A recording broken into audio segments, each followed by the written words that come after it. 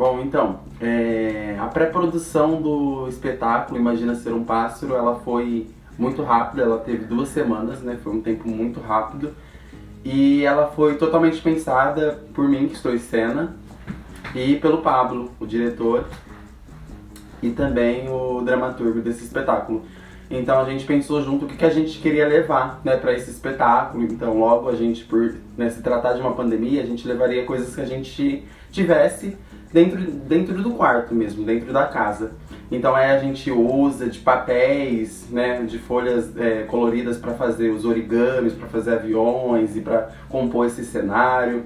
E aí a gente também pensa em posters, né, que serviram, né, que foram inspirações para esse espetáculo. Então a gente usa o pôster de Soul, que inclusive continua aqui, e do Pequeno Príncipe Preto.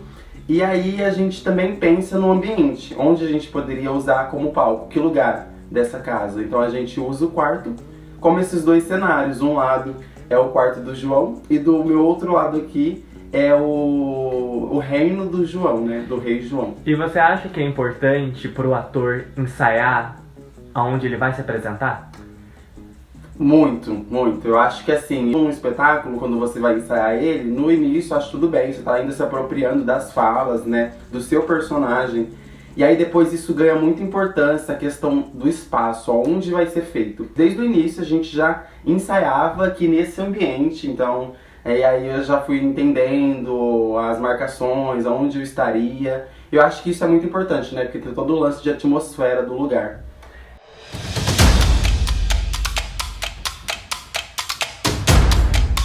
O texto da nossa peça, né, Imagina Ser um Pássaro, ele é uma criação minha e junto com o Ronaldo, então a gente faz essa parceria, né, enquanto estudantes da UFO. Então a gente criou esse texto a partir de algumas referências desse universo infanto-juvenil, que era um universo que a gente já queria explorar, tinha algum tempo.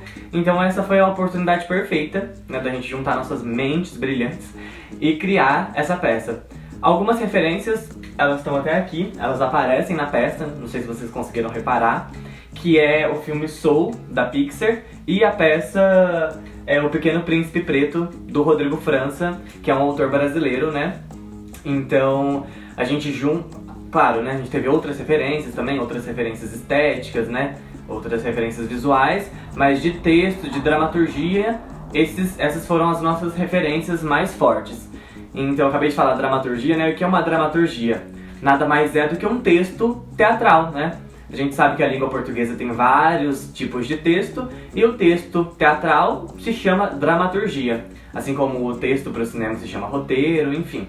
Então a gente resolveu escrever essa dramaturgia porque a gente queria também conversar com um público mais jovem, com um público infanto-juvenil, e acho que o texto nasce daí, então, dessas nossas referências, também de nossas vivências, né? Tem até um agradecimento no final, então, a partir de coisas que a gente foi vivenciando ao longo da nossa vida e das nossas referências, o filme, a peça, a gente cria. E a gente criou esse texto, foi bem rápido, assim, ele é um texto curto, então a gente criou ele em 2 semanas, mas assim, todos os dias, né, a gente pegava para escrever um pouquinho, a gente sempre tirava um tempo para pensar, então demorou umas 2 semanas, o que é bem rápido, assim, para escrever um texto, mas ele também é uma peça bem curta mesmo, bem mais curta do que as outras peças costumam ser, mas tem peças mais curtas também. Bom, e a parte então de caracterização, né, ou seja, caracterização é o se vestir, é o pensar na maquiagem, é tudo isso, né, o cabelo. Então a maquiagem a gente pensou, bom, ela tem na verdade só no rei, né, na parte do rei João, e a gente não tem essa habilidade com maquiagem, mas a gente conhece algumas pessoas lá do curso de teatro mesmo que tem essa habilidade, essa facilidade com a maquiagem. Então a gente resolveu chamar uma amiga nossa, a Bianca, e ela que criou, a gente pensou junto, mas ela que fez a maquiagem no rosto do Ronaldo, do rei. Pro João não tem nenhuma maquiagem, a gente pensou em fazer uma coisa mais com o rosto limpo mesmo. Então a maquiagem que vocês veem foi feita pela Bianca, nossa amiga, mas foi elaborada por mim, pelo Ronaldo e pela Bianca. Nós três pegamos algumas referências, algumas fotos de alguns artistas, de algumas drag queens, e junto a gente resolveu pensar nessa maquiagem que foi a que vocês viram aí no espetáculo. A maquiagem teatral, ela é diferente da maquiagem que a gente usa no cotidiano, né, que as pessoas usam. Ela é uma maquiagem um pouco mais exagerada realmente pra se destacar, né, no palco, aqui no caso na tela, né. Então ela é uma maquiagem, vocês puderam reparar que é uma maquiagem diferenciada.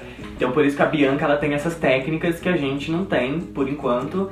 Então foi muito legal essa parceria assim de fazer isso com a Bianca. O figurino do Rei João, a chave, né, do figurino com certeza é a coroa, né, que ela também perpassa por todo o espetáculo. Ela fica num ambiente, o espetáculo se inicia com, né, o ganho da coroa, né, do João. Então tem a coroa, a gente pensa nessa capa, né, que é pra dar esse ar de rei e também para não perder o menino João, que ele só tá sonhando, então a gente continua com esse pijama do João. Então aí por cima ele ganha uma nova roupagem que é a do rei.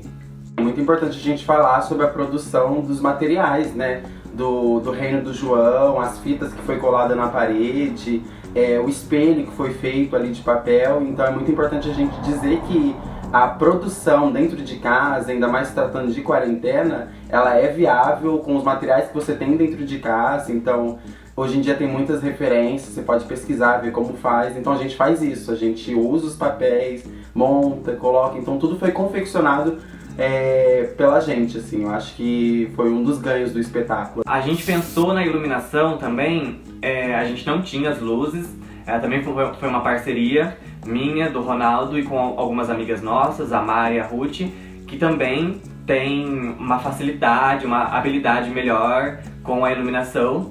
Então a gente sabia que elas tinham algumas luzes, né, na casa delas, então a gente pensou em chamar elas. E aí elas toparam essa parceria, elas vieram aqui até a nossa casa e a gente foi pensando o que ficaria melhor em qual lugar, aonde que a luz ficaria melhor. Então a gente queria uma iluminação um pouco mais forte para as cenas do rei. Então a gente trouxe esses refletores, né, esses canhões de luz que saem de baixo e dá todo esse efeito assim no vídeo. E a gente acha que deu um diferencial muito grande, né? Porque acho que só a luz ali do quarto ou só uma luz branca não daria esse efeito tão legal de reino quanto deu essa iluminação um pouco mais colorida, um pouco mais viva, né? Que igual a que a gente tá usando aqui agora. Gostou? Então depois que a gente grava, aí entra a pós, que a gente vai mexer, no caso o vídeo, a gente vai editar o vídeo, vai colocar a trilha sonora e vai colocar os créditos finais. Então isso a gente entende como a pós-produção do nosso espetáculo. E ela foi rápida também, né, porque a gente não tinha muita coisa para mexer, a não ser fazer a montagem das cenas. Porque é importante a gente falar que não foi de uma forma cronológica, a gente não chegou e gravou tudo corrido, do jeito que vocês assistiram.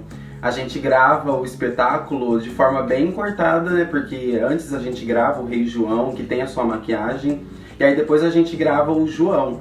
São 2 ambientes, 2 figurinos, né, 2 tipos de maquiagem, então não daria pra fazer um corridão, né? Então a gente grava um momento, depois grava o outro, e aí a pós é pra isso, é pra montar, fazer essa montagem do vídeo. As vozes dos personagens foram colocadas depois e gravadas depois.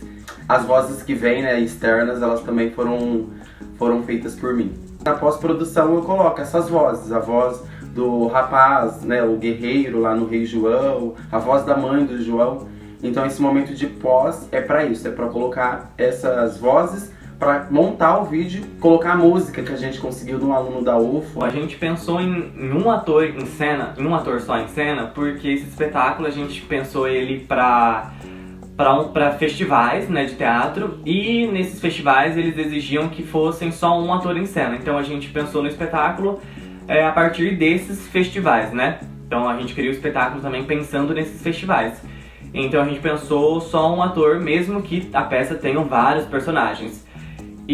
Mas a gente achou que deu super certo no final das contas, deu um resultado super legal, né? Eu acho que o Ronaldo deu conta do recado, fez as vozes, fez o Rei João, fez o João, então fez o narrador. Então, mesmo que tenham vários personagens, a gente quis trazer também isso de que é possível fazer uma pessoa fazer uma peça com vários personagens. A gente acha que é um trabalho interessante pro ator, né? Se exercitar e explorar várias vozes, vários tipos de corpo, enfim. a gente achou que seria interessante também experimentar essa nova proposta. Então é isso, gente. Muito obrigado por terem assistido Imagina Ser um Pássaro. A gente agradece, um beijo e um cheiro. Oh, não. Tá olhando pra onde, cara? Ai, pra câmera! Beijo, galera!